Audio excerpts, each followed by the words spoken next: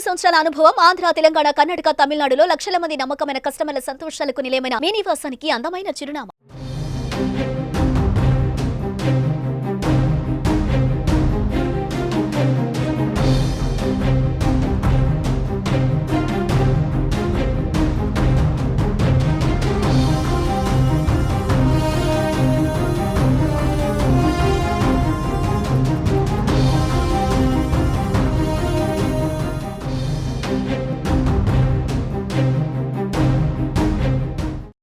టాలీవుడ్లో తీవ్ర విషాదం నెలకొంది.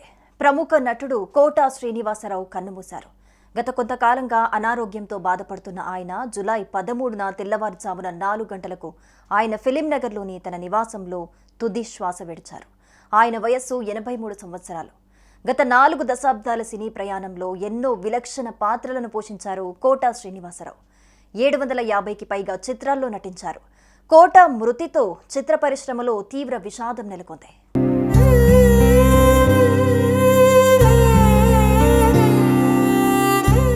కోటా శ్రీనివాసరావు కృష్ణా జిల్లా కంకిపాడులో 1942 జులై 10న జన్మించారు. 1978లో ప్రాణం ఖరీదు చిత్రంతో సినీ రంగ ప్రవేశం చేశారు. తెలుగుతో పాటు తమిళం, హిందీ, కన్నడ, మలయాళ భాషల్లో నటించారు. ఆయన తండ్రి సీతారామాంజనేయులు డాక్టర్. చిన్నప్పటి నుంచి తండ్రిని చూస్తూ పెరిగిన కోటాకి తను కూడా డాక్టర్ కావాలనుకున్నాడు. అయితే చదువుకుంటున్న రోజుల్లో నాటకాలు వేస్తూ ఉండటంతో కోటా శ్రీనివాసరావు మనసు నటన వైపు మళ్లింది. డిగ్రీ తర్వాత స్టేట్ బ్యాంక్ ఆఫ్ ఇండియాలో ఉద్యోగం వచ్చింది. సినిమాల్లోకి రాకముందు దాదాపు 20 సంవత్సరాల పాటు నాటక రంగంలో అనుభవం సంపాదించారు. బ్యాంకులో ఉద్యోగం చేస్తూ మరోవైపు నాటకాలు వేసేవారు. కోటా శ్రీనివాసరావు భార్య రుక్మిణి. ఈ దంపతులకు 2 కుమార్తెలు, 1 కుమారుడు సంతానం.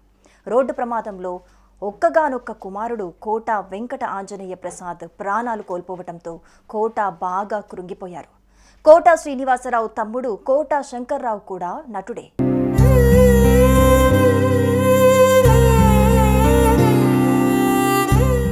1978లో మెగాస్టార్ చిరంజీవి తొలి చిత్రం ప్రాణం ఖరీదులో ఓ చిన్న పాత్రలో కోటా శ్రీనివాసరావు నటించారు.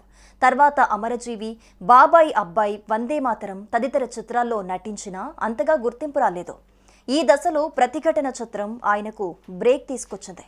శాంతి నివాసం, రేపటి పౌరులు, మండలాధీశుడు, యముడికి మొగుడు వంటి వరుస హిట్లతో కోటా ఇక వెనుదిరిగి చూసుకోలేదు. విలన్గా, క్యారెక్టర్ ఆర్టిస్ట్గా, కమీడియన్గా ఏ పాత్ర వేసినా పరకాయ ప్రవేశం చేసేవారు కోటా. 47 ఏళ్ల సినీ ప్రస్థానంలో తెలుగు, తమిళ, హిందీ, కన్నడ, దక్కని, మలయాళం చిత్రాల్లో దాదాపు 750కి పైగా సినిమాల్లో నటించారు. ఆయనలో నటుడే కాకుండా డబ్బింగ్ ఆర్టిస్ట్ కూడా ఉన్నారు. తమిళ నటులు గౌండమణి, మణివన్నన్లకు తెలుగులో ఆయన గాత్రదానం చేశారు. ఇక కోటా శ్రీనివాసరావు మంచి సింగర్ కూడా. అక్కినేని అఖిల్ నటించిన సిసింద్రిలో, ఓరినాయను, గబ్బర్ సింగ్లో మందుబాబులం మేము మందుబాబులం పాటలు మాస్ను ఒక ఊపు ఊపాయి.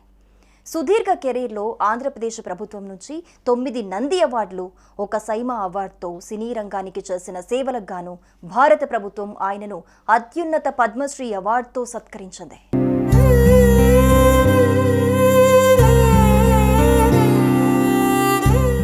వృద్ధాప్య సమస్యల కారణంగా ఇటీవల కాలంలో సినిమాలకు దూరంగా ఉంటున్నారు. కొంతకాలం భారతీయ జనతా పార్టీలో పనిచేసిన కోటా శ్రీనివాసరావు 1999లో విజయవాడ తూర్పు నియోజకవర్గం నుంచి ఎమ్మెల్యేగా గెలుపొందారు. నడవలేని స్థితిలో ఉన్నా కూడా 2 ఏళ్ల ముందు వరకు పలు చిత్రాల్లో నటించారు. 2023లో వచ్చిన సువర్ణ సుందరి ఆయన చివరి చిత్రం. సినీ రంగానికి చేసిన సేవలకు గాను కేంద్ర ప్రభుత్వం ఆయనకు 2015లో పద్మశ్రీ పురస్కారం అందజేసింది. ప్రతిఘటన, గాయం, తీర్పు, లిటిల్ సోల్జర్స్, గణేష్, చిన్న, ఆ నలుగురు, పెళ్లైన కొత్తలో చిత్రాలకు గాను నంది అవార్డులు అందుకున్నారు కోటా శ్రీనివాసరావు. గత నెలలో సినీ నిర్మాత, నటుడు బండ్ల గణేష్ కోటా శ్రీనివాసును మర్యాదపూర్వకంగా కలిశారు. ఈ సందర్భంగా తీసిన ఫోటోలు సోషల్ మీడియాలో వైరల్ అయ్యాయి. కొంతకాలంగా బయట కనిపించని ఆయన ఆ ఫోటోల్లో బక్కచిక్కిపోయి గుర్తుపట్టలేనంతగా మారిపోయారు. ఆయన 2 కాళ్ళు నల్లగా కనిపించడంతో పాటు ఓ కాలికి వేళ్లు తీసేసినట్లు కనిపించింది. దీంతో కోటకి ఏమైందోనని సినీ ప్రియులు ఆందోళన వ్యక్తం చేశారు. ఆయన తీవ్ర అనారోగ్యంతో చావు బతుకుల్లో ఉన్నారంటూ వచ్చిన వార్తల్ని అప్పుడు కోటా శ్రీనివాసరావు ఖండించారు. తాను ఆరోగ్యంగానే ఉన్నానని, కాళ్ల నొప్పులు సాధారణ వృద్ధాప్య సమస్యలు తప్ప తనకెలాంటి అనారోగ్య సమస్యలు లేవని తెలిపారు. ఈ ఘటన జరిగిన నెల రోజులకే ఆయన ఈ లోకాన్ని విడిచి వెళ్లటం అందరినీ కలిచివేస్తోంది. కోటా శ్రీనివాసరావు ఆత్మకి శాంతి కలగాలని ఆయన అభిమానులు, సినీ పెద్దలు, నెటిజన్లు పోస్టులు పెడుతున్నారు.